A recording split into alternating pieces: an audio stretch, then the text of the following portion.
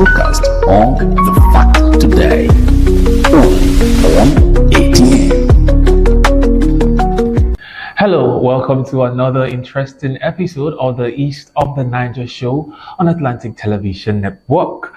The program is focused on highlighting the rich cultural heritage and historical significance of the ethnic nationalities in the former Eastern Nigeria, now divided into the Southeast, comprising Abia, Anambra, Ebonyi, Enugu, and Imo State, and the South-South, comprising Akwa Ibom, Bayelsa, Cross River, Delta, Edo, and River State. In its character, ATM socials by subscribing, like, and share. Facebook and YouTube, Atlantic Television Network, Instagram and TikTok, Atlantic TV Network 1 on Twitter, now X at Atlantic TV Net. We will be back after this break. Please stay with us.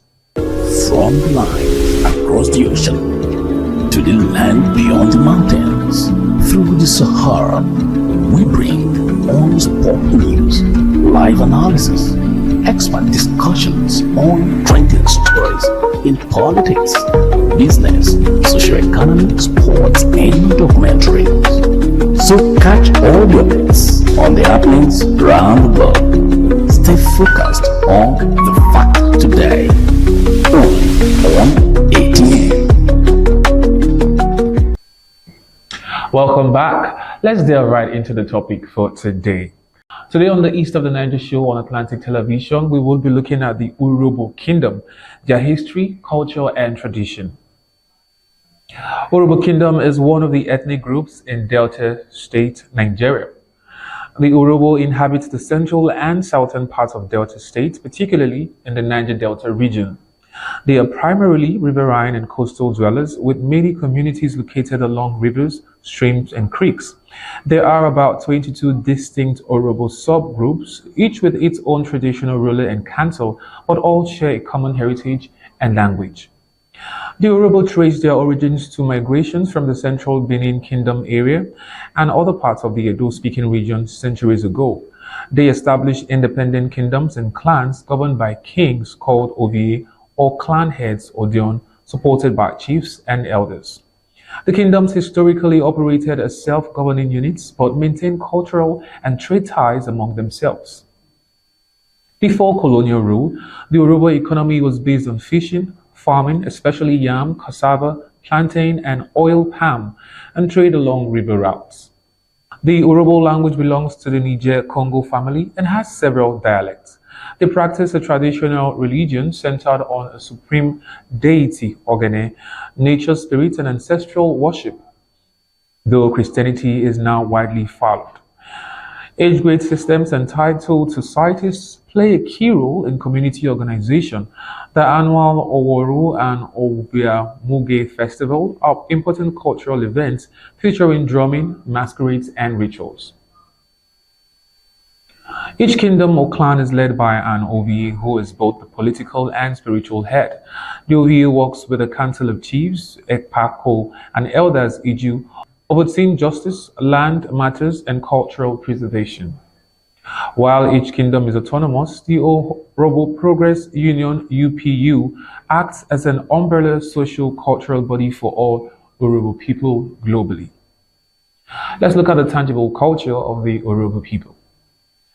The tangible culture of the Urhobo Kingdom refers to the physical, material objects and structures that express their traditions, beliefs, and way of life. These include artifacts, clothing, architecture, tools, and other items that can be seen, touched, and preserved. We have the traditional attire and adornments. Men often wear George wrappers or white shirts paired with walking sticks and coral beads for ceremonies. Women wear wrappers, lace blouses, head ties, also known as gele, and elaborate coral bead necklaces, earrings, and bracelets. For architecture, traditional houses are made of mud walls and thatched roofs, although modern buildings use cement and zinc roofing. The King's Palace, the Ovie's Palace, is a cultural hub often decorated with symbolic carvings and paintings. Shrines are dedicated to deities like Eriwi, which means God of the land, or water spirits, often adorned with figurines and ritual items. For art and craft work, wood carvings include masks, figurines, and stools with symbolic designs used in ritual and ceremonies. Traditionally used for cooking, that's for pottery. For pottery, they are traditionally used for cooking, storage, and ceremonial purposes. Fishing tools include canoes, paddles, and nets, reflecting the Orobo riverine lifestyle. Musical instruments include drums, ogene, akpala, egewa drums used in dances, storytellings, and rituals. Gangs, gongs, and rattles accompany dances and religious rites.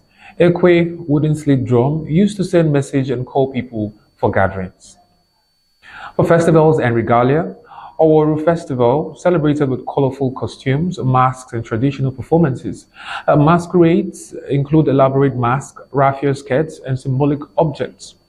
For dance costumes, they are embroidered wrappers, bells, and ankle rattles for traditional dances.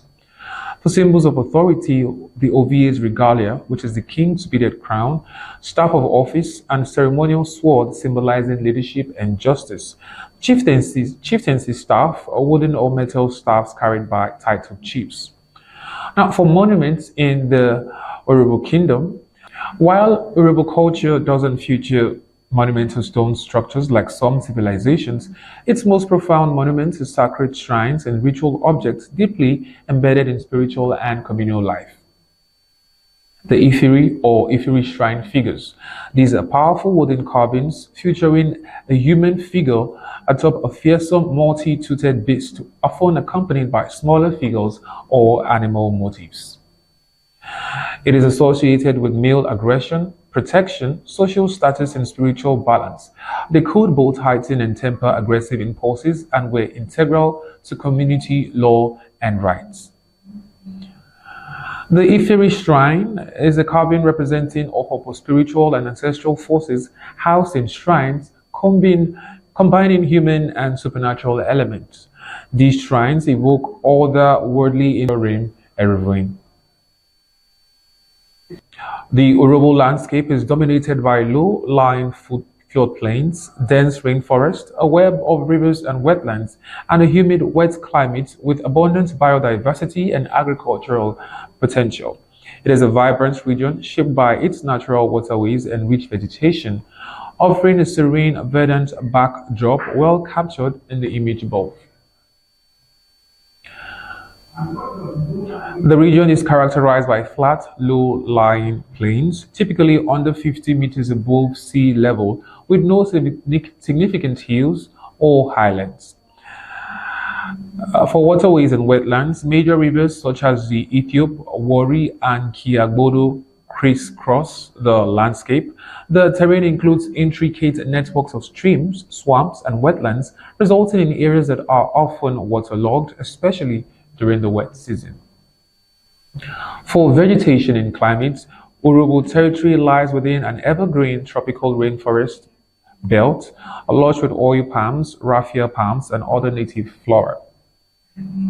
Orobo History Museum, where the climate is humid, with a long wet season from March to October and a short dry season from November to February.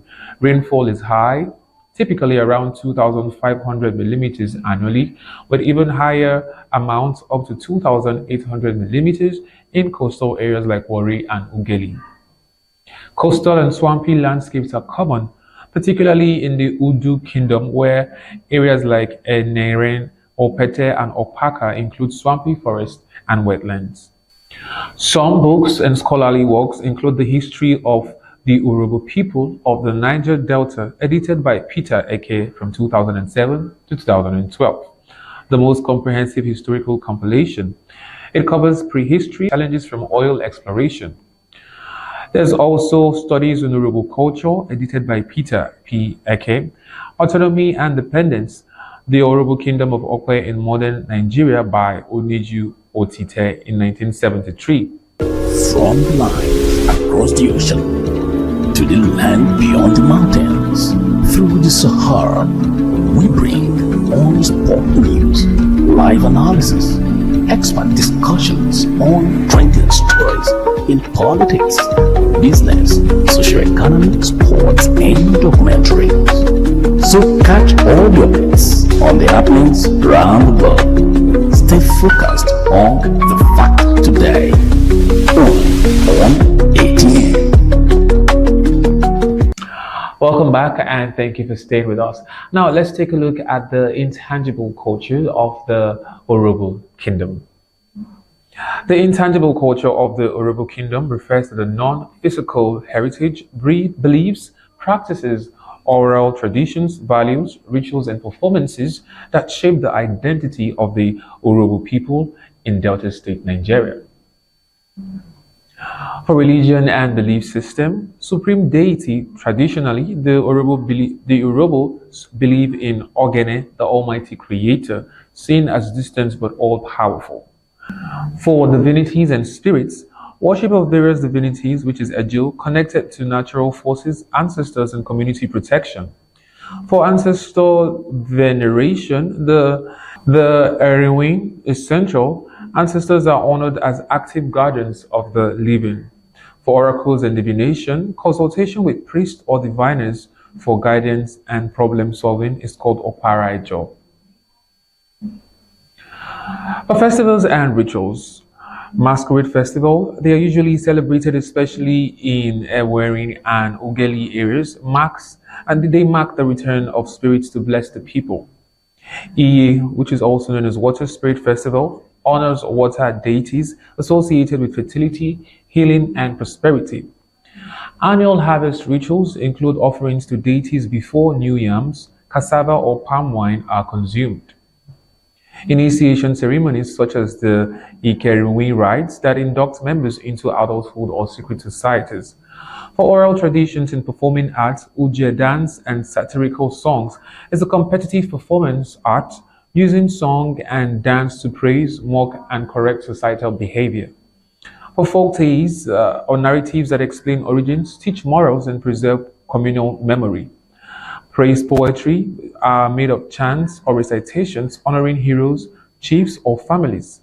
Proverbs are widely used in speech to communicate wisdom and settle disputes. The extended family system, known as Uvo, where the kinship network is the basis of identity and responsibility. For age-grade system, known as O2, the organized community labor, societal duties, and conflict resolution. Marriage customs involving bride price, wine carrying ceremonies, and elaborate gift exchanges. Respect for elders are deeply ingrained in speech, greetings, and decision-making. Traditional governance, where you have OVA, which is the king, supported by councils of chiefs and elders. We also have the council of elders, custodians of laws, mediators in disputes, and keepers of tradition. There's the secret societies such as Ekine or Ogboni type groups that regulate morals and safeguard cultural practices. Indigenous knowledge and practices includes herbal medicine, where healing is made with roots, barks, and leaves, often accompanied by incantations. Fishing and farming rituals include spiritual preparations before major planting or fishing seasons. Taboos and totems. Certain animals, plants, or rivers are sacred and protected. Now for the traditions of the Urhobo people. The tradition of the Urhobo people, an ethnic group in the Niger Delta region of southern Nigeria, are deeply rooted in their history, spirituality, and social life. Some key aspects includes festivals and ceremonies. These festivals are celebrated to honor the river god, especially among the people of Ereni. Ovwian Festival, linked to ancestral worship and community thanksgiving. Seasonal yam festivals to mark harvests. Ancestral worship, where the Urhobo people believe strongly in the spirit of their ancestors and honor them through offerings, libations, and annual rites. Traditional religion, the Urhobo traditional belief system includes a supreme god, which is Ogene, and various deities linked to nature and community well-being. For marriage customs, bride price negotiation, presentation of drinks, and traditional blessing of the couple are made by elders. From the line across the ocean to the land beyond the mountains, through the Sahara, we bring on-spot news, live analysis, expert discussions on trending stories in politics, business, social economy, sports, and documentaries. So catch